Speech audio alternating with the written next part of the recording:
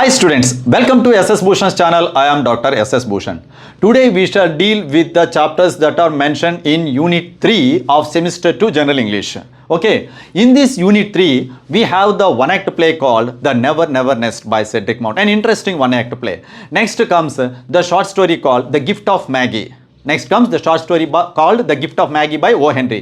Next, report writing. Okay, let us go into the details. And one more thing which I would like to mention is that for each and every text, the original text is first given. Next comes the summary. Next comes the glossary. Next comes the integrated answer and Telugu Anuvadam. Swechha Anuvadam kuda ivvatam anedi chakkaga jarigindi. Vidyarthulu deenni chakkaga vinyoginchukogalarani aasistunnan. Okay students, now let us go into the Unit 3, details of Unit 3. This is the text plus student's handbook bridging skills by Dr. SS Bhushan, and this is the app. You can find the logo SSB. Okay, now take page number 58, and this is the YouTube channel SS Bhushan. Okay, now coming to this page number 53. Okay,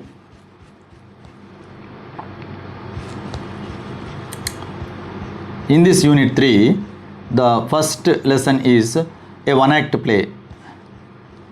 It is a one-act play by Cedric Mount. 58.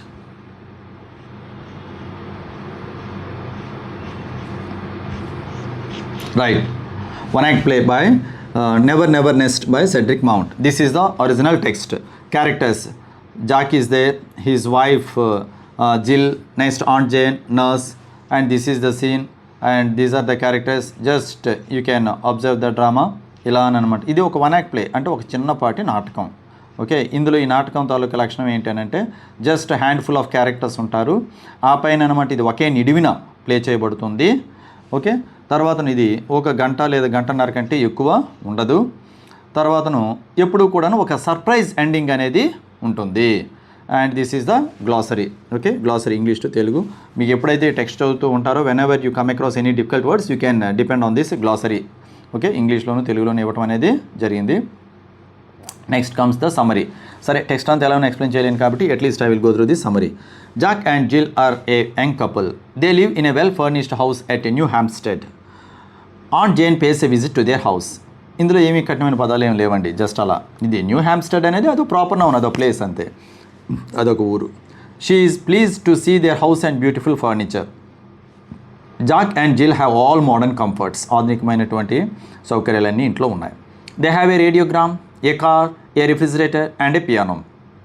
Aunt Jane is very much impressed by their standard of living. వాళ్ళ తాలూకా standards అన్నీ కూడా చూస్తుంటే అబ్బా ఎంత బాగుందో అనేటట్టుగా ఈమె కూడా ముచ్చటేస్తుందంట. They call their house a little nest. వాళ్ళ ఇంటిని వాళ్ళొక పొదరిల్లుగా ఒక గూడుగా అనుకుంటారంట.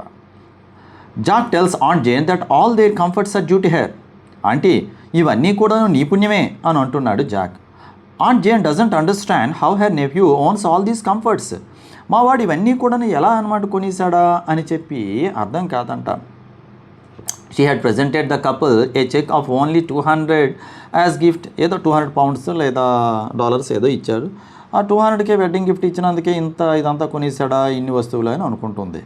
It surprises aunt Jane how they could afford to pay the rent for such a beautiful house.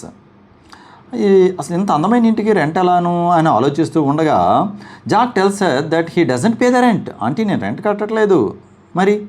He actually owns the house. Aunt Jane is astonished to hear it. నేను ఇల్లు కొనేసానంటే. Jack explains to his aunt that they have purchased the house on instalments.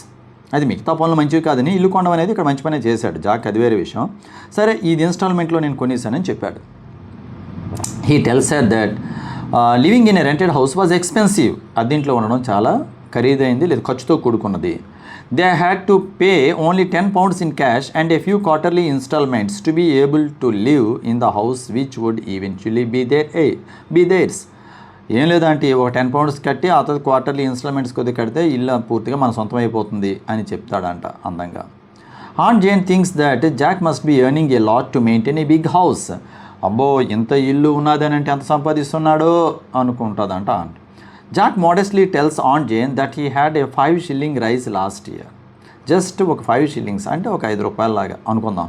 ఈ మాత్రమే జీతం పెరిగితే ఇంత పెద్ద 10 pounds ఎలా కడతాడు మరి? Aunt Jane is eager to know if the car belong to him. ఆ తర్వాత అడుగుద్ది, సరే ఇక్కడ 10 pounds నువ్వు ఇన్స్టాల్మెంట్ మంత్లీ కడుతున్నట్టావు, ఆ పైన క్వార్టర్లీ కట్టాలంటున్నావు కదా అని అంటే జీతం ఎంత అని అంటే జీతం పెరుగుదల ఎంత అని అంటే 5 shilling మాత్రమే లాస్ట్ ఇయర్ పెరిగింది అంటాడు. అంటే 5 రూపాయలు పెరిగితే 10 రూపాయలు ఇన్స్టాల్మెంట్లు కట్టినంత శక్తి సామర్థ్యం ఎలా వచ్చింది అంటే వీళ్ళు చూసారా అంటారే మన వాళ్ళు 3 రూపాయలు పెళ్ళికి 6 రూపాయలు బ్యాండ్ పార్టీ కట్టినట్లుగా అలా ఉందన్నమాట వీడి సంగతి. ఆ తర్వాత అనమాట కార్ సంగతి. Aunt Jane is eager to know if the car belong to him. Car నీదేనా అంటే Jack replies that he owned its steering wheel, 1 tire and 2 cylinders. జాక్ చాలా హాస్యభరితంగా అంటాడు, లేదా అంటే దాని తల స్టీరింగ్ వీల్, 1 టైరు 2 cylinders మాత్రమే నావి. It was also bought on instalments. ఇవి కూడా అనమాట ఇన్స్టాల్మెంట్స్ పద్ధతిలోనే కొన్నాం. అంటే ఇంతవరకు కట్టినటువంటి అమౌంట్కి తగినట్టుగా వాడు వ్యంగ్యంగా చెప్పాడు, ఆ వీలు 1 టైరు cylinders మాత్రమే నావి అని అర్థంలో. అంటే ఇప్పటికి నా సొంతం అవి అయ్యాయి అని. They could enjoy the pleasures of motoring for a mere 5 pounds. జస్ట్ అలా ఒక వెహికల్ మీద వెళ్తున్నామనే ఆనందం అనేది 5 pounds కట్టేస్తే చాలా అంటే అని అంటున్నాడు. Jack discloses that every item of comfort in their house had been purchased on instalments. తన ఇంట్లో ఉన్న ప్రతి వస్తువు కూడా ఇన్స్టాల్మెంట్ మీదే కొన్నామని చెప్తాడు. Jack says that in fact he owned only 1 leg of the furniture. ఆ సోఫా కుర్చీలు ఇవన్నీ ఉన్నాయే వాటన్నిటికీ ఒక్కాలు మాత్రమే నాది ఇంకా అంటే దానికి తగినట్టే కట్టాను, ఇంకా మిగతావన్నీ మన సొంతం అవ్వలేదు కానీ ఇన్స్టాల్మెంట్స్లో అలా తీరుస్తూ ఉంటానులే. The rest of the money could be paid in easy instalments. Hearing this aunt Jane refuses to sit in the sofa. అప్పులంటే భయపడి ఇన్స్టాల్మెంట్స్ అంటే భయపడే ఆంటీ మన ఆంట్ జేన్ గారు అసలు అక్కడ కూర్చోడానికి కూడా ఇష్టపడలేదంట. అంటే వీడేంట్రా బాబు ఇంతగా అనమాట అప్పులు చేస్తున్నాడు అన్నటువంటి బాధ.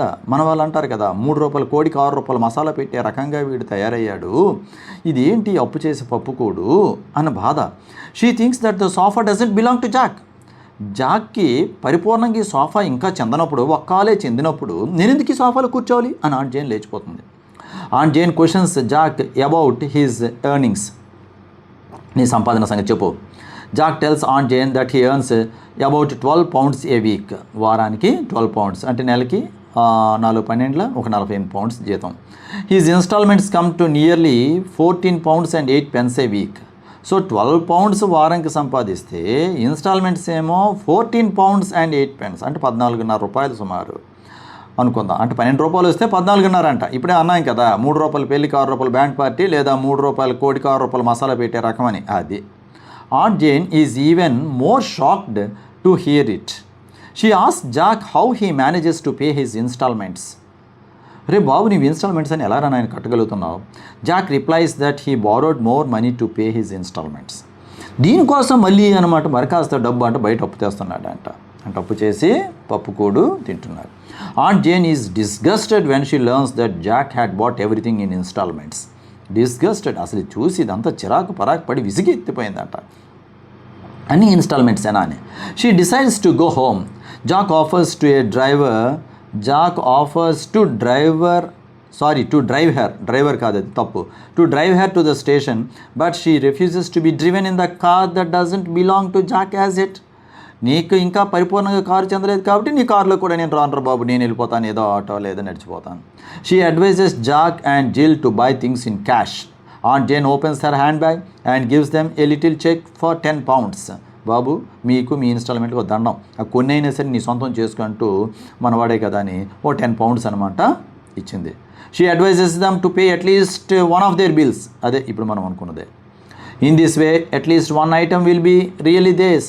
Jack goes to see her off at bus stand. Jill thanks Aunt Jane for the present. Jill is very happy. So to see her off అంటే అదే బస్ స్టాండ్ వరకు మనం దిగబెట్టడం డ్రాప్ చేయడం అంటామే అది దాని ఇంగ్లీష్లో అనాలి. Jill thanks Aunt Jane for the present. Jill is very happy to see the check for 10 pounds. She sends the check to the doctor. Jack meanwhile comes back. He is pleased to know that the check for 10 pounds. He is pleased to know that the check is for 10 pounds. He thinks that he can now pay off the next 2 installments on the car. Jill tells him that she has already sent it off for something else. నువ్వు ఇంకేదో అనుకుంటున్నా car కోసం ఇన్స్టాల్మెంట్లుగా నేను అది already పంపించాను. దేనికోసం? Jack's get angry when he hears that the cheque has gone to the doctor. అదేంటి డాక్టర్కి ఎందుకు ఇచ్చావు? He thinks it to be wastage of money. Jill tells him that he does not understand the real thing. అసలు ఎందుకు డాక్టర్కి ఇచ్చావు, waste చేస్తున్నావు డబ్బు నేనంటే అసలు వీడియోది waste చేయనట్టు. She tells him that they had to pay one more installment and the baby would be really theirs. మనం ఇంకొక ఇన్స్టాల్మెంట్ కట్టిస్తే బేబీ మందే అని చెప్తుందనమాట ఆ సంసార జీవితంలో ఉన్నటువంటి ఆ సంసారి అనగా జిల్ గారు. The play tells us about the merits and demerits of buying things on high purchase basis. అంటే వీళ్ళు ఒక బిడ్డను కనీసారు, హాస్పిటల్లో వదిలేశారు, ఆ బిడ్డను తీసుకురావడానికి తగినటువంటి అమౌంట్ లాగా అక్కడ విడిచిపెట్టేశారు, ఇప్పుడు అది కూడా ఇన్స్టాల్మెంట్లో చివరకు కడుతున్నారు అన్నటువంటి వ్యంగ్యబాణాన్ని ఇక్కడ మన సెడ్రిక్ మౌంట్ గారు సంధించారు. The play tells us about the merits and demerits of buying things on higher purchase basis. Jack and Jill are newly married couple. They are attracted by the higher purchase system. So they buy all the domestic luxuries including their house on installment basis. In one sense, their child is not their own. They have not made full payment of Dr. Martin's bill. The system encourages lavishness by taking loans. The writer points out that the high purchase system enables the low income group to have things which they cannot buy with their money. అంటే which they cannot afford, వాళ్ళు భరించలేనటువంటి వస్తువులు కూడా కొనేస్తుంటారు. ఎవరు తక్కువ income group కలిగినటువంటి వాళ్ళు చివరికి అప్పులు పాలవుతుంటారు. Which they cannot buy their money. On the other hand the system makes people extravagant. So ఇదనమాట ఈ వ్యవస్థ, ఇలాంటి పద్ధతులు ఏం చేస్తున్నాయంటే ప్రజలకి దుబ్రాకి అలవాటు చేసేటట్టుగా, ఎక్స్ట్రావగెన్స్ అంటే దుబ్రా ఖర్చులు. They fall in to the habit of borrowing which makes them unhappy. ఇదనమాట ఇంకేం చేస్తాం, ఇలా మనం అప్పు మీద అప్పు చేసుకుంటూ వెళ్ళిపోతుంటే చివరికి అది అశాంతి లేదా సంతోషం లేకుండా దుఃఖానికి ఏదో ఒక రోజు గురి చేస్తుంది. ఓకే, ప్రాబబుల్ క్వశ్చన్స్ ఎగ్జామినేషన్స్కి ఏ వస్తాయంటే ఈ విధంగా వస్తాయి. What is the central theme of the never nest? How does the play criticise the hire purchase system? Discuss the characters of Jack and Jill. How is humour use to convey a serious message in the play? What role does aunt Jane play in revealing the truth? What moral lesson does the play convey to modern society? Okay, these are the probable questions that can be given for any university examination, and this is the integrated answer which the student is supposed to write or attempt. The Never Nest by Cedric Mount is a one-act comedy that satirizes the modern tendency to live beyond one's means through the high purchase system. The central theme of the play is the danger of excessive dependence on credit and installment buying. Through humorous dialogue and situational irony, the playwright exposes the illusion of prosperity created by borrowed money. అప్పు చేసి ఒక భ్రమలో, ఒక విలాసంలో ఉన్నామన్నటువంటి ఒక భ్రమలో బ్రతికే బ్రతుకు అది అవసరం లేదంటూ హ్యూమరస్ డైలాగ్స్తో, సిచ్యుయేషనల్ ఐరనీతో, వ్యంగ్య బాణాలతో ఆయన ఇక్కడ చక్కగా చెప్తున్నారు. జాక్ అండ్ జిల్ appear to be comfortable modern couple surrounded by luxurious furniture and household appliances. However, the audience gradually learns that none of these items actually belong to them. Everything has been purchased on installments. Their apparent success is therefore based on debt ante runamu leda appu, debt rather than genuine ownership. అంటే నికార్సైన లేదా వాళ్ళ సొంతమైనటువంటి ownership లేదు, genuine అంటే వాళ్ళ సొంతం. Jack's care free attitude contrast with aunt Jane's practical and conservative outlook. Jack అనమాట చాలా care ఫ్రీగా, నిర్లక్ష్యంగా ఉంటాడు అన్ని విషయాల్లో. అదే ఆంట్ జేన్ అనమాట పూర్తిగా అనమాట ప్రాక్టికల్, ఆచరణయోగ్యంగా మనకి ఎంత ఉంటే అంతే తిందాం, లేదంటే మాత్రం వద్దు అనే రకంగా భావించినటువంటి వ్యక్తి aunt Jane. He justifies the system as modern and convenient, while Aunt Jane is shocked by the realization that even the baby's pram is not fully paid for. అంటే చివరికి అనమాట బిడ్డ తాలూకా ఖర్చులు కూడా వీళ్ళు పూర్తిగా చెల్లించలేదా అని చెప్పేసి అనమాట బాధపడుతుంది. Humor plays a vital role in delivering the message. The exaggerated situation where nearly every object in the household is owned by someone else creates comic effect, yet it also highlights the seriousness of financial irresponsibility. Aunt Jane serves as the voice of traditional values, emphasizing honesty, financial independence, and self-respect. The play ultimately conveys a moral lesson about the importance of living within one's income. Cedric Mount warns against the temptation of easy credit and the false pride associated with material possessions. Though written as a light-hearted comedy, the play offers a strong social critique that remains relevant in today's consumer-driven society. అంటే ఇదేదో హాస్యభరితంగా రాసినప్పటికీ కూడాను సమాజంలో ఇది ఒక కనువిప్పు కలిగించే ఒక మంచి పాఠముగా ఆయన మనం విశ్లేషణ అనమాట అందివ్వగలిగాం.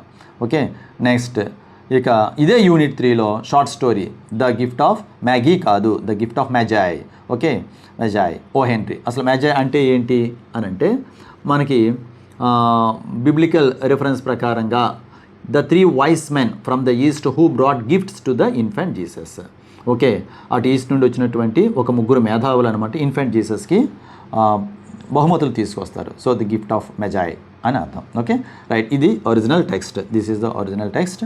ఓకే, ఓ హెన్రీ రాసినటువంటి కథలన్నీ కూడాను చాలా అద్భుతంగా ఉంటాయి. చివరిలో సస్పెన్స్ అన్నటువంటిది ఉంటుంది, థ్రిల్ అనేది ఉంటుంది.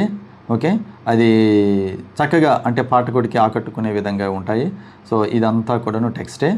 ఈ టెక్స్ట్ అంతా కూడా మీరు దయచేసి జాగ్రత్తగా అనమాట ఈ గ్లాసరీని ఆధారంగా చేసుకొని ముందుకి వెనక్కి వెళ్ళవలసి వస్తుంటుంది. అంటే whenever you come across any difficult word or some phrase you can depend on this glossary. Okay, ఇదిగోండి Magi, the 3 wise men who visited baby Jesus. యేసు పుట్టినప్పుడు వచ్చిన 3 జ్ఞానులు, తెలుగులో కూడా ఇవ్వడం అనేది జరిగింది. నెక్స్ట్ ఇలా వెళ్ళగా తర్వాత ఎప్పటిలానే summary of the gift of Magi. ఇదేదో మ్యాగీ ఇప్పి నూడిల్స్ కాదు ఇది, దయచేసి ఆ పదం ఆ ప్రొనౌన్సియేషన్ ఇలాగే ఉండాలి. The gift of Magi is a touching short story about love, sacrifice and true wisdom. The story revolves around a poor young couple, Della and Jim young, okay, who live in a small rented flat. వీళ్ళు ఒక చిన్న rented ఫ్లాట్లో ఉంటారు. It is Christmas eve and Della has saved only $1.87 to buy a Christmas gift for her husband. She feels sad and helpless because the amount is too small to buy anything worthy of Jim. So ఈ gym యంగ్కి ఇవ్వడానికి, తన భర్తకి gift కింద ఇవ్వడానికి మరీ అనమాట. అంటే $1 అంటే మన భాషలో అనమాట, ఇక్కడ $100 అది వేరే విషయం. కానీ 1.87 అంటే దాదాపు $200 ప్రస్తుత పరిస్థితుల్లో. సరే, $200 ఏం గిఫ్ట్ కొంటాను అంటే అక్కడ డాలర్స్ అంటే $2 అనుకుందాం.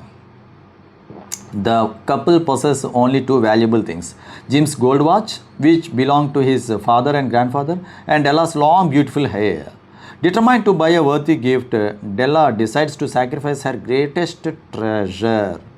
తనకున్న అత్యంత సంపద అది సాక్రిఫైస్ చేయడానికి డెల్లా సిద్ధపడుతుంది తన భర్త కోసం. She goes to madam Safrani, sells her hair for $20 and buys platinum watch chain for Jim's watch.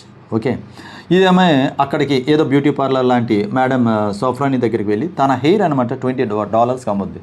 మనకి ఇప్పుడు కూడా వీధుల్లో చూస్తున్నాం కదా, కొప్పు కొంటాం, జుట్టు కొంటాం అంటూ కేజీ 5,000 అంటూ తిరుగుతూ ఉన్నారు.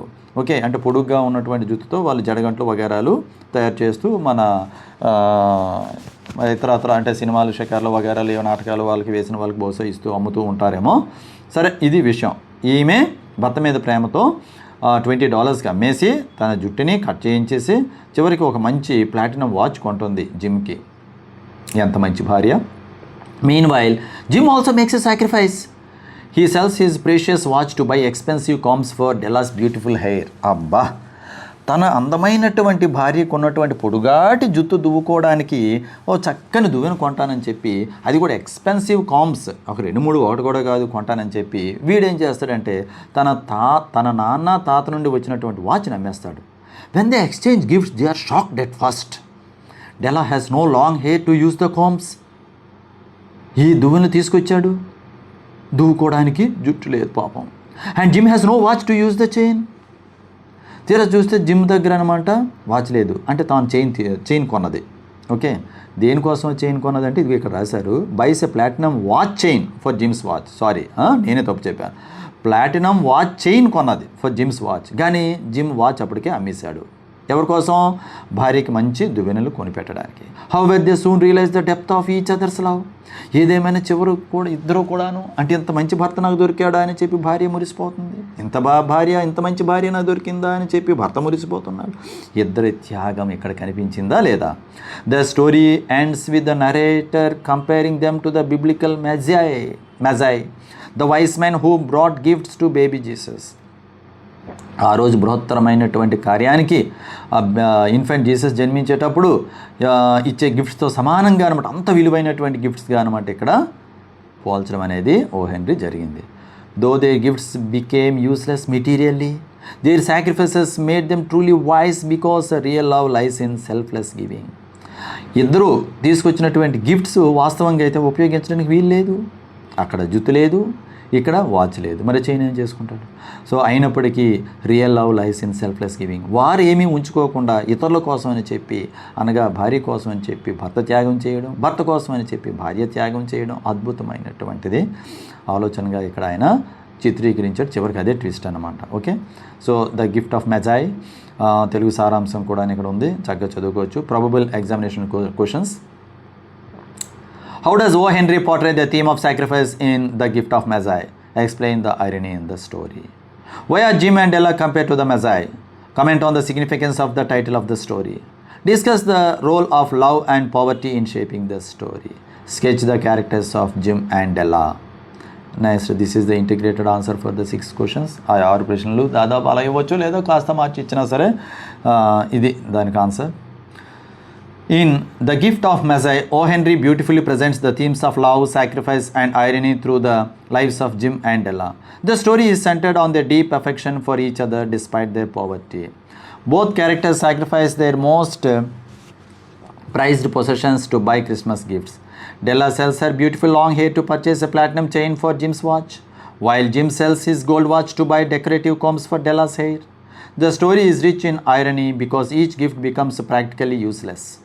Della no longer has hair to use the combs, and Jim no longer owns the watch for which the chain was bought. This situational irony highlights the depth of their love and selflessness. The title selflessness ante niswardhaparamayna. The title is significant because it compares Jim and Ella to the biblical Magi who were considered wise for bringing valuable gifts to baby Jesus. Similarly, Jim and Ella are truly wise because they understand that love is greater than material possessions. అయ్యో అలా ఎందుకు చేసావు ఇలా ఎందుకు చేసావని ఇద్దరు భార్య భర్తలు కొట్టుకోకుండా చక్కగా వాళ్ళు ఒకరినొకరు అర్థం చేసుకొని ఈ వస్తు ప్రాపంచిక విషయాల కంటే మన ప్రేమ గొప్పది అని ఇద్దరు కూడాను అర్థం చేసుకుంటారు.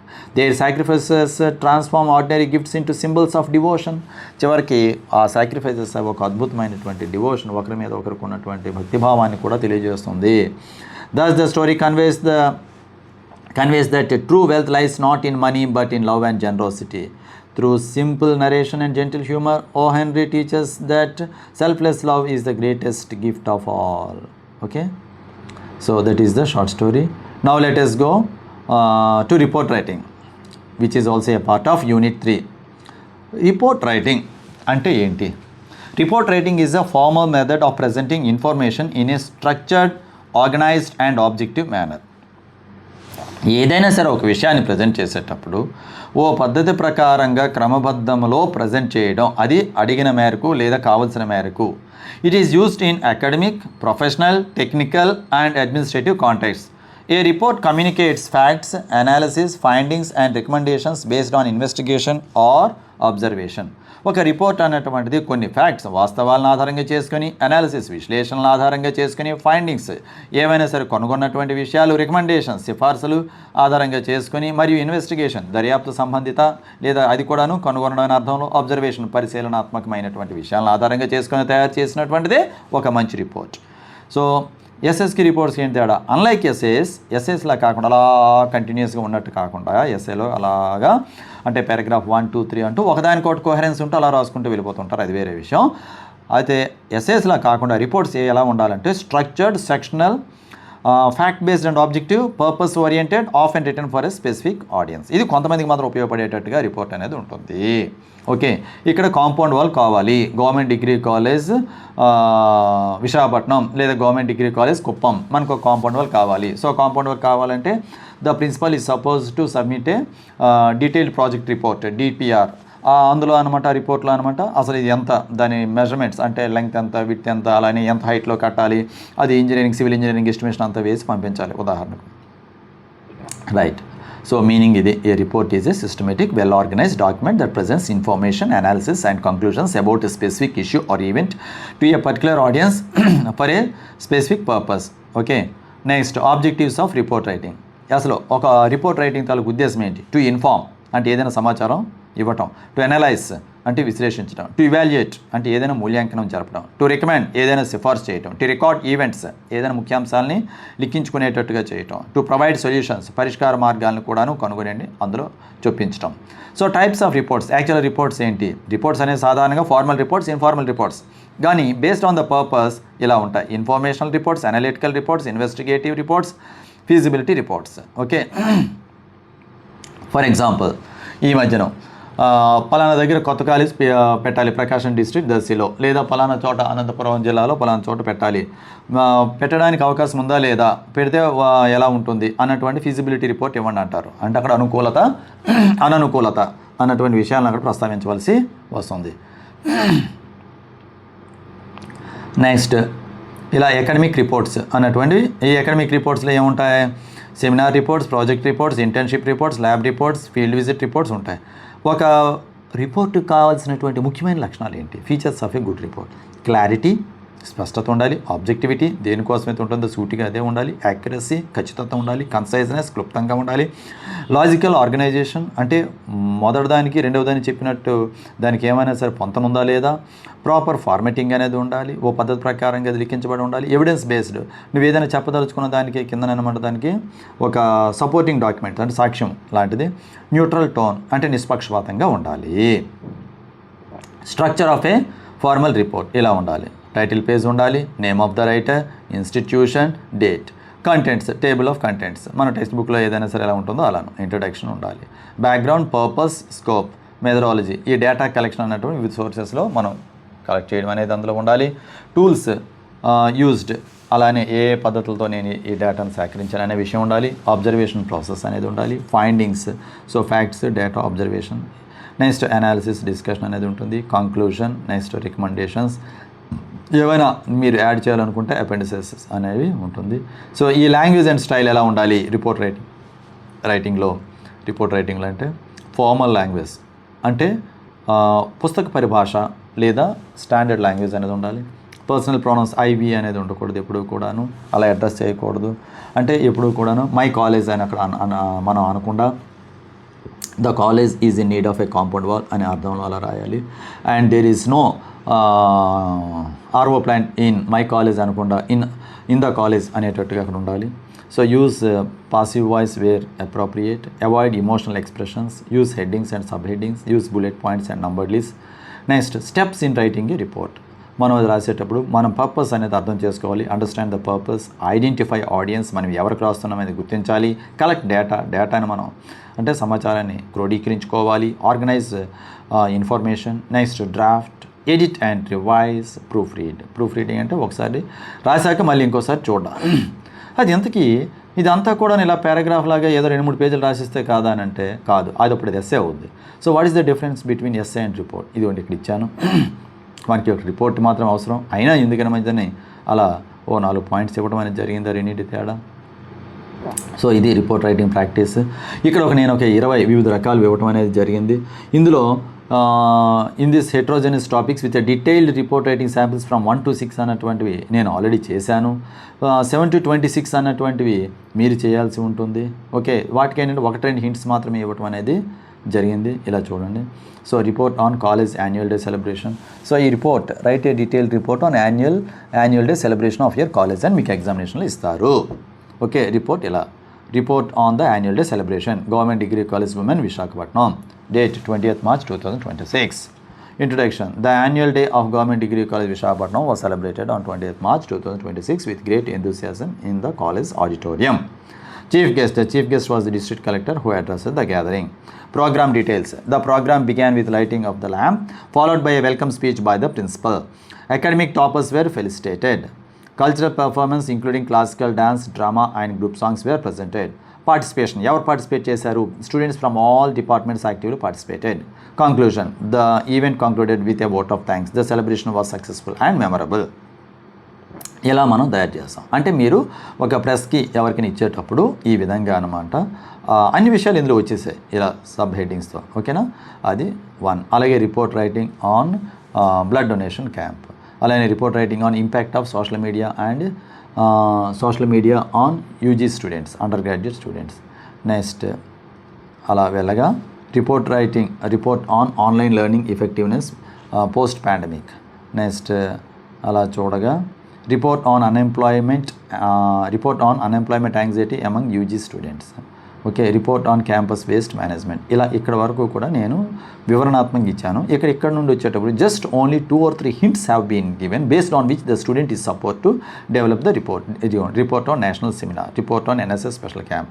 ఇవన్నీ కూడా with the help of your teacher, your English lecture, you can do these things. Report on road safety awareness program, report on World Environment Day celebration. Next, report on Women's Day celebration, report on intercollegiate sports meet, report on library week celebration, report on online fraud awareness program. Okay, ila report on freshers day, report on farewell day, report on COVID-19 vaccination camp, report on Swachh Bharat campaign, report on tree plantation drive, report on it is not entrepreneurship development program, report on anti-ragging awareness program, report on yoga day celebration, report on field visit to village panchayat, report on effectiveness of NSS activities, report on cyber security awareness among students. Okay, ఇలా hints అనేటువంటి అంటే heading ఇచ్చాను, కింద hint for example 45% are unaware of phishing techniques, training session significantly improved awareness levels. ఇలా ఇక్కడ college ఎప్పుడులాగే date, అలానే ఎవరెవరు participate చేశారు, ఇలా ప్రతిదీ రాయటమే. అదిగోండి ఫస్ట్ 6 ఉన్నాయి కదా, అలా మీరు రాయటమే. ఓకేనా, దయచేసి మీకు సమయం లేదని అనొద్దు. అట్లీస్ట్ ఆ ఇయర్ ఫోన్స్ ఏవో పెట్టుకొని సరే మీరు అలా వింటూ పోనీ నిద్ర వచ్చే వరకైనా చదివితే తప్పకుండా మీరు ఎగ్జామినేషన్స్ బాగా రాస్తారు. సో మీరు దయచేసి ప్లే స్టోర్లో ఉన్నటువంటి ఈ ఎస్ఎస్బి యాప్ని డౌన్లోడ్ చేసుకోండి. అదేవిధంగా ఎస్ఎస్ భూషణ్ యూట్యూబ్ ఛానల్ కూడా సబ్స్క్రైబ్ చేసుకోండి అప్డేట్స్ కోసం. Okay, thank you for watching SS Bhushan.